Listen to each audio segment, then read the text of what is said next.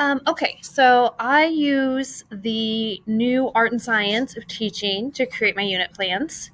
And I use it for planning both my unit plans and my daily lesson plans. I focus on the six design elements to formally structure my units. And then the last four I use both in my unit and in my daily lesson plans. When I start to think about the unit, I think about providing the clear learning goals, the where we're going, how we're going to get there. Um, we are just beginning to implement scales at my school. So I haven't used a lot of scales with what I do, but the students definitely know the learning goal for the day and the learning goals for the unit. Both are posted on the wall and are referred to throughout the units. Um, when I have scales for certain units, we do use those and we talk about those. And then they also keep track of those scores in their data binder so that they always know what it is and they can set their goals for it. Um, for design question number 2, using assessment, I always have in mind how the students will be assessed, whether it's formal or informal. I'm careful to know when formal assessments would occur. When I create my daily lesson plans, I incorporate various forms of informal assessment. I do anything from exit tickets to anything as formal as the thumbs up, thumbs down, scale of 5, 4, 3, 2, 1. How well did you understand it? Along with whole class formative assessments and summative assessments as well. For design question number 3, conducting direct instruction lessons.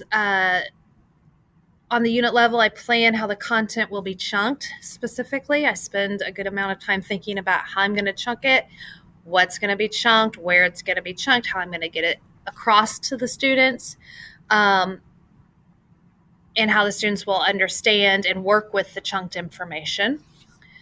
For design question number 4, conducting and practicing and deepening lessons. As I create my daily lessons plan, I'm able to evaluate what techniques I've used to help deepen the acquired knowledge. I really like in the book the different strategies that are given. Examining similarities and differences are something I use a lot. We do, as an English teacher, we do a lot of creating the analogies and creating metaphors. I do a comparison matrix a lot as a practice.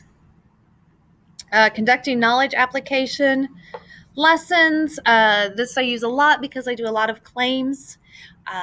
Very frequently, students are asked to create a claim, provide evidence to back it, and then analysis to support it. That's one of our essential learnings. So I do use that a lot. Sometimes we do it very formally in the essays, of course. Sometimes it's used as a exit ticket or a warm-up question where they post it on Padlet. Strategies that appear in all lessons for design question 6. I really like this design question because this is where I really get to provide variety in what I'm teaching. I get to think about each class as itself, and what I do in one class might be different than the other. So for the unit plan, I will make a list of, okay, I want to make sure I do these different types of activities. But then on my daily lesson plans, I can think about, okay, this one works for period 6, but this doesn't work for period 8.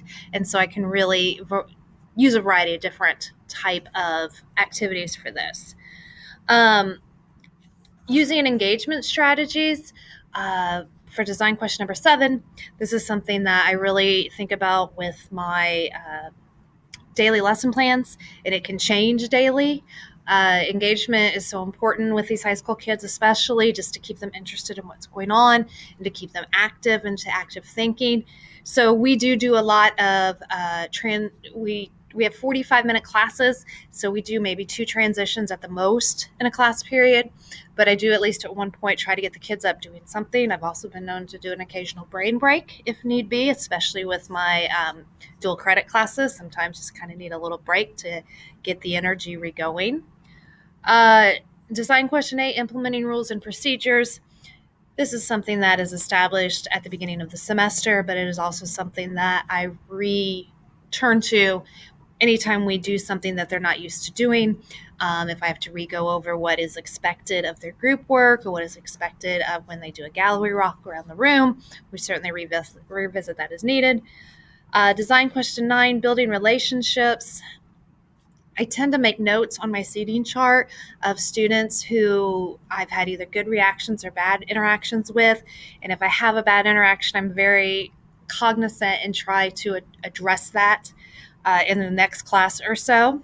And then communicating high expectations. I think this is something that my students know when they come in my classroom, that I believe you'll rise to the expectation I set. And so they usually do rise to the expectations. Often I'll just make a note to remind myself to lengthen my wait time for reluctant learners. That's something I've really been focusing on, is making sure I give enough time so that I can get everybody participating and everybody knows that when they come to this class, it's an open class and we can talk and your opinions are valued. And that is how I think about and design my unit plans and my daily lesson plans.